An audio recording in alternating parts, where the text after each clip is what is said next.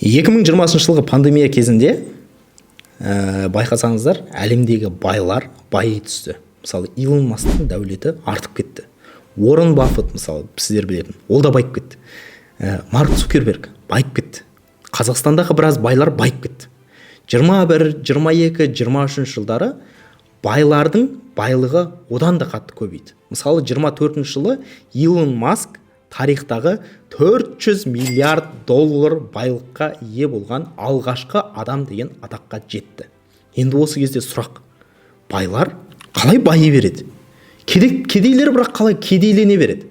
Мысалы, біздің қазіргі заманның ерекшелігі, кедейлердің ақшасы көбейіп жатқан жоқ, кедейлер кедейленіп жатыр. Ол үшін сіздер, мысалы, интернеттен 100% айтам, сіздер көрдіңіздер бұны. Қазақстандағы орташа жалақы дегенді көрдіңіздер ғой, 100%. Бәрі еріккен адамның барлығы жазды ғой. Қазақстанда орташа жалақы теңгемен көтеріліп жатыр, бірақ доллармен орташа жалақы өзгерген жоқ. Сол бір 500 доллардың айналасында тұр деп. Кезінде 500 доллар орташа жалақы алатын едік, әлі 500 доллардың айналасында тұр деп. Тіпті 500 емес, даже азайып кетті деп. Кезінде 600 доллар еді, қазір 500. Интернетте бұл сурет қаптап жүр. Қаржылық сауаттылықты үйретемін дейтін, қаржылық сауаттылықты таратам деп айтатын адамдардың барлығы осын айтқан. Қарайтын болсақ, тек қана Қазақстан емес, көптеген әлемнің көп нүктелерінде кедейлер кедейлене береді, байлар байи береді.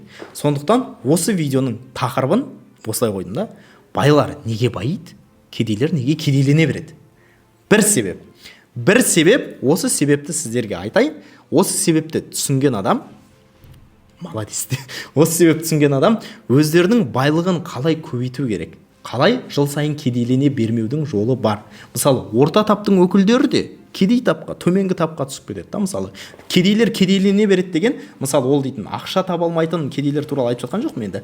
Баймен салыстырғанда кедей деген түсінік қайдан пайда болады? Кедей деген түсінік просто так абсолютно болмайды. Ол бірдеңемен салыстырады да. Яғни біреумен салыстырғанда ақшасы аз адам, ақшасы азая береді көбіне. Мысалы айтатын болсақ, жай қарапайым отбасында туған 100 адам болса, 100 адамның 10-ның ақшасы көбеюі мүмкін, жалпы да, тұрмыс жағдайы жақсаруы мүмкін, бірақ 90-ның тұрмыс жағдайы нашарлай береді. Неге? Бұл дүниені түсіну үшін мына бір дүниені түсініп алу керек. Compounding power деп аталады. Ол не? Compounding power деген не? Ол нені білдіреді? Сіздер оны мүмкін жақсырақ сөзін естіген шығарсыздар, түсініктірек сөзін естіген шығарсыздар да. Күрделі процент дейді. Естідіңіздер ма? Күрделі процент естіген жоқсыздар. Бірақ орысшасын точно естідіңіздер да. Сложные проценты деген. Естідіңіз ғой? Сложные проценты деген дүниені. Осы сложные проценты деген бір керемет күш бар. Ол сложные проценты байларды байытады, кедейлерді кедейтеді.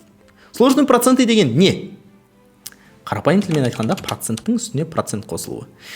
Сложные проценты дегеннің бір мысалын сіздер барлығымыз мектепте өттік. Мектепте сіздер былай айтуларыңыз мүмкін: маған осы синус пен косинус қай жерде көмектеседі, апай? Немесе прогрессияны базар жоқ, арифметикалық прогрессияны түсініп алдық. Геометриялық прогрессия деген бар еді ғой, естеріңізде ма? Геометриялық прогрессия есіңде ма?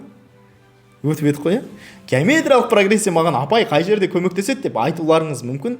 Так вот, геометриялық прогрессия сіздерді байытады. Себебі сложные проценты деген дүние осы геометриялық прогрессияның заңына бағынады. Сіздер мектепте мынандай бір есеп шығарған шығарсыздар. Мектепте мынандай бір есептер болады. Қанат депозитке 100 мың теңге салды, депозитке 100 мың теңге салды. Ол депозит жылына 10% табыс береді. 2 жылдан кейін ол таза қанша теңге алады деп. Таза пайдасы қанша теңге алады деп. Сложный процентті түсінбеген адам былай айтады: енді жылына 10% берсе, бір жылы 10% 100 мың теңге, екінші жылы 10% 100 мың теңге, 200 мың теңге алады деп айтасыздар да. Сосын апайларыңыз айтады: жоқ, дұрыс емес, 200 мың теңге алмайды деп. Неге? Себеп қараңыздар, қарапайым есептейік. 100 мың теңге, 100 мың емес, 1 миллион теңгені салса да, қарапайым есепті қарайық. Мысалы, Айдос 1 миллион теңгені депозитке салды, жылына 10% береді. Бір жылдан кейін депозитіне қанша ақша болады? 1 миллион 100 мың теңге болады, дұрыс па? Енді депозиттің үстіне ақшасы түседі ғой. 1 миллион 100 мың теңге болады. 2 жылдан кейін 1 миллион 100 мың теңгенің 10% қосылады. Яғни 2 жылдан кейін оған 100 мың теңге қосылмайды, 110 мың теңге қосылады. 2 жылдан кейін ода 1 миллион 210 мың теңге болады пайдасы. 3 жылдан кейін елестетіңіздер қанша болады екен? 3 жылдан кейін 1 миллион 210 мың 10% қосылады да. Яғни 121 мың теңге үстіне қосылады. 1 миллион 331 мың теңге болады екен.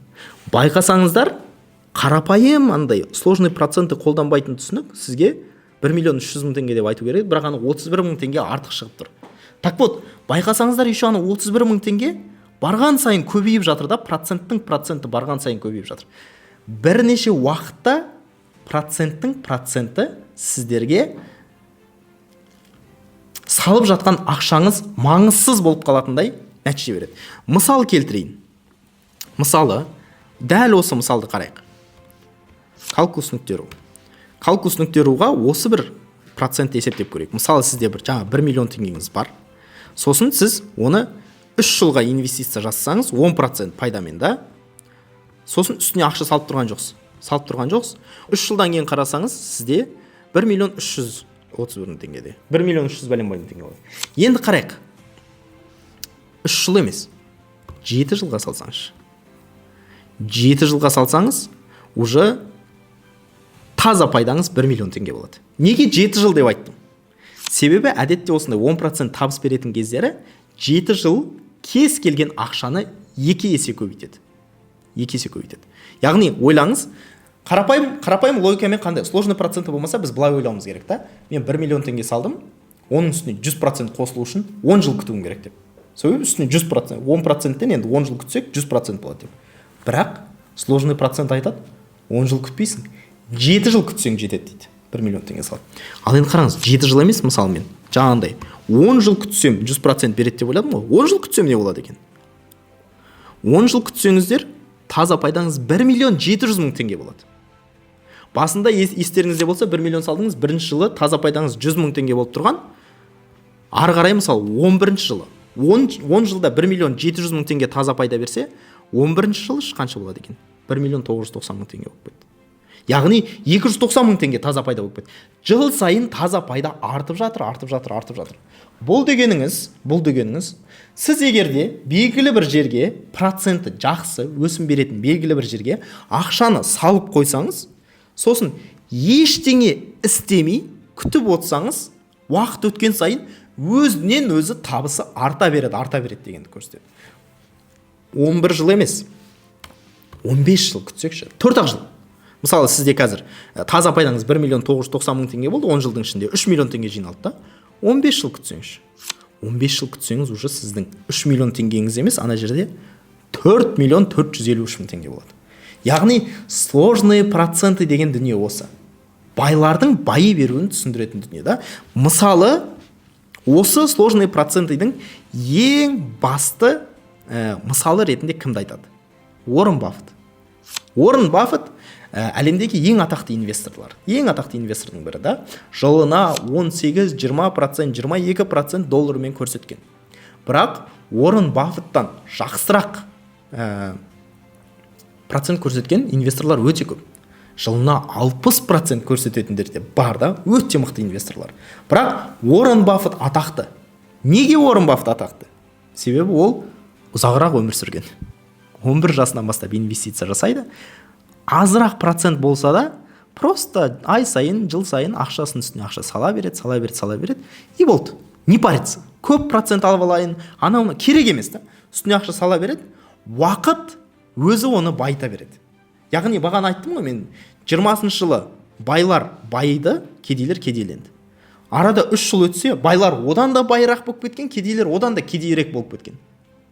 Әлемдегі байлықтың 50%-нан жоғарысы адамдардың 1%-на ғана тиесілі. 8 миллиард адам 1%-на ғана әлемдегі байлықтың 50%-нан жоғарғысы тиесілі. 30 жыл бұрын картина мүлде басқа еді. 50%-ға жетпейтін еді да. Яғни тек қана уақыт ол байларды байтып. Байлар әрине басында енді өздері мықты адам болғандықтан байлықтар артады, бірақ көбіне кейін просто уақыт оларды байта береді. Түсінікті да. Ал неге кедейлер кедейленіп жатыр? Себебі кедейлер сложный процентті өзіне қарама-қарсы қолданады. Мысал айтайық. кедейлердің ең жиі қолданатын, немесе ақшасы көп емес, немесе қаржылық сауаттылықты көп оқымайтын адамдардың ең жиі қолданатын инструменті не? Кредит қолданады. Кредит көп болады да. Мысалы, Қазақстанда 8,4 миллион адамда кредит бар. 2023 жылғы данный бойынша 8,4 миллион адамда кредит бар. Енді осы кредит та дәл солай күрделі процентпен жұмыс жасайды. Мысал келтірейік. Мысалы айтатын болсақ, сіздер кредит алдыңыздар деп есептейік. Жаңа біз дейтін енді инвестиция ма, бір 10% депозит есептедік қой. Енді кредитті алып көрейік. Калькулятор, кредитный калькулятор деген қарайық. 1 миллион теңге. Дәл 1 миллион теңгені сіздер, мысалы, 2 жылға кредит қалсаңыздар, кредиттің пайызы примерно 24%мен дейік Қазақстанда. 2 жылға кредит қалсаңыздар, сіздің үстіне төлейтін ақшаңыз 268 мың теңге. Банкке процент ретінде қайтарып бересіздер. 2 жылға кредит алсаңыздар. 1 миллион алдыңыздар, 1 миллион 268 мың теңге қайтарып бересіздер. 2 жыл емес, мысалы, 3 жыл қалсаңыздар. 3 жыл қалсаңыздар, уже 1 миллион 412 мың теңге қайтарып бересіздер. Бірнеше 100 мың теңгеге артып кетті да. 3 жыл емес, 5 жыл қалсаңыздар. 5 жыл қалсаңыздар, 1 миллион 726 мың теңгеге артық бересіздер да. 10 жыл қалсаң, 10 жылға 1 миллионды бермейді ешкім, но 10 жыл қалсаңыздар 1 миллион 645 мың теңге үстіне қосып бересіздер. Яғни уақыты көбейген сайын сіздің банкқа төлейтін ақшаңыз көбейіп жатыр. Яғни уақыт кредиті бар адамдарды просто кедейлендіре береді. Енді бұл ақпаратты біліп алдық. Базар жоқ, Еркебұлан, Адушинский түсіндірдің. Сложный проценты деген не екенін білдім. Енді бұл жерде сен бағана айттың ғой, байлар неге байы береді, кедейлер неге кедейлене береді, соны бір түсініп алдық, сложный процент екен. Бұны енді қалай қолданамыз десек, сіздер системаны кішкене жеңуге тырысуға болады. Сіздерге Инстаграмда қарайтын болсаңыздар, мынандай дүниені көп айтады да адамдар. Саған ақша табуды үйретем дейді. Ана жерден ақша табуды үйретем, Wildberries'тан ақша табасың, Каспийдан ақша табасың, мемлекеттен тендердан ақша табасың, тағы не? Кәсіп ашып ақша табасың, Қытайдан тауар алып келіп ақша табасың, рилс түсіріп ақша табасың, мобилограф болып ақша табасың. Барлығы ақша табуды үйрете береді. Бірақ ақша көп тапқан сайын адамдар көп байы бермейді. Неге? Себебі ақшаны көп табу деген, сен ақшаңды сложный процентке салып, уақыт өткен сайын сложный процент саған қызмет етіп жатыр дегенді білдірмейді. Ақшаны просто көп таптыңыз. Бірақ ақшаны көп тапқан адамдарда мынандай бір заң жүзеге асады. Паркинсон деген заң естігенсіздер ме? Паркинсон деген. Мен қазір өтірік айтып қоймайын, но Паркинсон заңы деп жазайын. Закон Паркинсона деген бар екен. Бүйтеді. Осы заңды айтқым келіп тұрған. Закон Паркинсона деген мынандай. Работа заполняет время, отпущенное на нее дейді. Мысалы, сіздер барлығыңыз университетте оқыңыздар да. Университетте сіздерге айталық бір проект береді, бір жұмыс береді да, осындай проект береді. Сол проектті бір аптада жаз дейді. Сіздерге айтайын, университетте оқыған адамдардың 95% соңғы бір күнде жазады. Неге? Себебі бізге жұмысқа бір апта берілсе, біз бірінші күні жазып өткізіп тастағанды жақсы көрмейміз адам. 7 күндің барлығын толтырып, 7-ші күні жазған жақсы көреміз. Дипломдық жұмысқа 3 ай берсе, соңғы бір аптасында жазады да. Неге? Себебі Паркинсон заңы жұмыс жасайды. Уақытқа жұмыс қанша уақытқа беріледі, сол уақыттың барлығын жұмыс толтырып тастайды. Яғни аяғына дейін күтеді. Так вот, бұл дүние ақшаға да қатты әсер етеді. Сіз қанша ақша табасыз, сонша ақша жұмсайсыз. Немесе одан да көбірек жұмсайсыз. Сондықтан табысы артқан кезде сіздер елестетіңіздер. Сіздердің өмірлеріңізде точно болды. Табыстарыңыз артады. Басында мысалы 100 мың теңге өмір сүріп жүресіз да, табысыңыз резко 200 мың теңгеге артады да, жалақыңыз. 3-4 айдан кейін 200 мың теңге де жетпей бастайды. Сосын ойлайсыз, қалай мен 100 мың теңгеге өмір сүріп жүрдім деп ойлайсыз да, 200 мың теңге жетпей жатыр ғой деп. 400 мың теңгеге табысыңыз артса, 400 мың теңгені жұмсап тастай бересіз. Сондықтан кәсіпкерлердің арасында Қазақстанда қарызға кіріп жатқан кәсіпкерлер. Мысалы, оборотым ай сайын 10 миллион дейді да, бірақ 15 миллион қарызға кіріп жатқан кәсіпкерлер бар да. Кредитқа батып жатқан кәсіпкерлер бар. Табысы артып, көп ақша тауып, бірақ сол ақшасының барлығын жұмсап жіберіп, еще қарызға кіріп жатқан адамдар бар. Неге? Себебі олардың табысы артып жатыр. Елдің барлығы оларға ақшаны табуды үйретіп жатыр да, ақшаны табуды үйреніп жатқанымен ақшаны жұмсауды үйреніп жатқан жоқ та.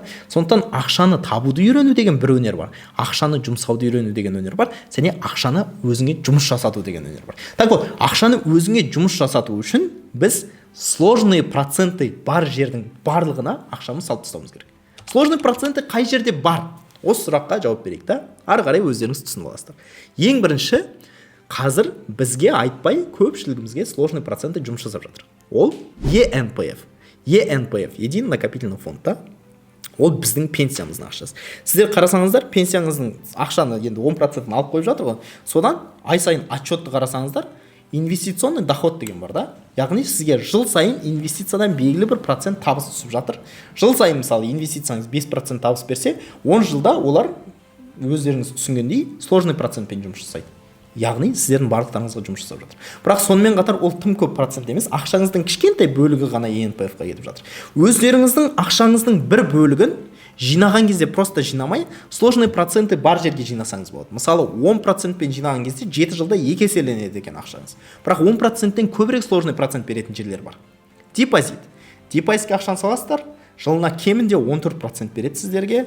Бірнеше уақытта сложный проценты 14% болған күннің өзінде, жыл сайын 14% бермейді ғой. Проценттің үстіне процентін бере береді, сложный процент сіздерді байта береді.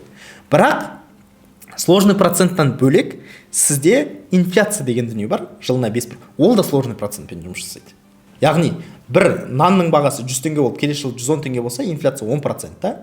Оның арғы жылы инфляция 10% сақталса, 121 теңге болып кетеді та. Яғни, ол да сложный процентпен жұмыс жасайды. Сондықтан инфляцияның үстіне қосылатын процентпен жұмыс жасауларыңыз керек. Депозит әзірге инфляцияны ұтады. Қазақстан инфляция 8,5%, депозит кемінде 14% береді, үстіне 5,5% ұтып жатсыздар. Яғни сіздерге кедейлерді кедейлендіре беретін екі түрлі себепті айтып бердім да. Біріншіден кредит, екіншіден инфляция. Екеуі де сложный процентпен сіздерді кедейлендіріп жатыр, жылдамдықпен кедейлендіріп жатыр. Сіздің ары қарай задачаңыз не? Ары қарай тапсырмаңыз, осы инфляцияны ұту просто. Просто инфляцияны ұту. Ақшаны долларда сақтайтын болсаңыз, теңгенің инфляцияның бір бөлігін ұтасыз, бірақ доллардың инфляциясы 3%. Қалады. Енді доллардың инфляциясын ұту үшін не істейміз? Инфляцияны тарихи ұтатын активтерге ақша саламыз. Долларды инфляциясын ұту үшін алтынға ақша салуға болады. Алтынға ақша туралы, менің алтын туралы видеом бар, соны көрсеңіздер болады. Немесе, теңгенің депозиті әзірге ұтады дедік та. Немесе, акция инфляцияны әдетте ұтады. Облигациялар. Доллар мен облигациялар бар, әдетте инфляцияны ұтады. Облигацияның көп бөлігі инфляциядан ұтатындай деңгейде шығарылады. Себебі инфляциядан ұтылатын процентпен облигация болса, әдетте оны ешкім сатып алмайды да. Сондықтан облигацияның көп бөлігін инфляцияны ұтатын деңгейде шығарады. Мысалы, Америка құрама штаттарына қарызға ақша беруге болады, $1000 бастап. Қалай? Jusan банктың инвестиция бөлімінде US Treasuries деген бар, там гособлигация США деген. Соған салсаңыздар болады. Мысалы, Freedomның өзінің облигациясы бар, жылына 10% беретін. Соны сатып алсаңыздар болады. Solva деген бар, мысалы 10% облигация. Соған салсаңыздар болады. Акцияға салсаңыздар, мысалы, Американың ең топовый 500 компаниясының акциясы да, S&P 500 деген.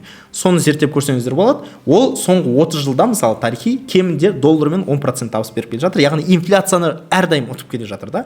Осындай жерге ақша салсаңыз, онда сіздің ақшаңыз инфляция жеп қойып сізді кедейлете бермейді, инфляцияны ұтып, жыл өткен сайын сіз байи бересіз. Әрине, шіріген бай болып кетпейсіз. Бірақ жыл сайын кедейлене беруден құтыласыздар да. Яғни осындай акцияға, облигацияға ақша салу, алтынға ақша салу, қажет кезінде депозитке ақша салу, кейде недвижимость дейді, жылжымайтын мүлікпен айналысу да инфляцияны ұтуы мүмкін. Сонымен қатар инфляцияны ұтатын тағы дүние өзіңіздің тәжірибеңізге ақша салсаңыз болады. Мысалы, білімді арттыруға, бір жерден стажировка өтуге, бір жерден университеттен өзіңіздің квалификацияңызды арттырсаңыз, сіздің жалақыңыз инфляцияны ұтатындай деңгейде ұтады. Кейбіреулер болуы мүмкін. Мысалы, мен жалақым 300 мың болды, келесі жылы 310 мың теңге болды. Мен дейтін көбірек ақша тауып. Жоқ, сіз азырақ ақша тауып жатсыз. Себебі инфляция одан жоғары да. 300 мың болса, келесі жылы жалақыңызды 400 мыңға өсіре алатындай білімге, тәжірибеге ақшаны құятын болсаңыз, онда инфляцияны ұтасыз. Сондықтан бұл видео сіздерге анандай базовый принциппен, ақшаға базовый көзқараспен қарайтындай бір видео болсын. Байлар неге байиды, кедейлер неге кедейлене береді? Себебі байлар сложный процентті өзіне жұмыс жасатады, кедейлер сложный проценттің өзіне қарсы жұмыс жасап жатқанын түсінбей қалады. Сондықтан видеоның аяғында мына бір сөзбен аяқтайық. Байлар байи бермейді, қаржылық сауаттылар байи береді да. Ал тарихи ата-анасы, отбасы бай адамдар, байдың династиялары, олар отбасыдан бір-біріне қаржылық сауаттылықты жеткізеді, передает. Ақшаңды ақшада ұстама, активте ұста. Актив дегеніміз доллар, алтын, недвижимость, доллар емес енді. Доллар деген капитал активтің бір кішкентай бөлігі ғана. Алтын, акция, облигация, недвижимость, білім, тәжірибе, үлкен бизнес, компания әртүрлі да. Осы айтқым келген дүние. Пайдалы болса, мені қолдаңыздар, комментарий жазыңыздар. Түсініксіз болып қалған жағдайлар болса, астына сұрақтарыңызды қоя берсеңіздер болады. Алда сұрақ жауап деген видеоларда соны түсіндіремін. Поделиться деп достарыңызға, туыстарыңызға жіберіп қойыңыздар. Оларға да мүмкін пайдалы болар. Жалпы негізі қаржылық сауаттылықты осылай таратуға тырысып жатқан менің YouTube каналымның дамуына үлес қосып, видеоларымды көбірек қаралым жинауға үлестеріңізді қосыңыздар. Копировать етіп Threads'та жазсаңыздар болады. Мына ойымен келісем, мына ойымен келіспеймін деп кез келген жерде бөлісе беріңіздер. Стористарыңызға салсаңыздар вообще қуанышты боламын. Рахмет.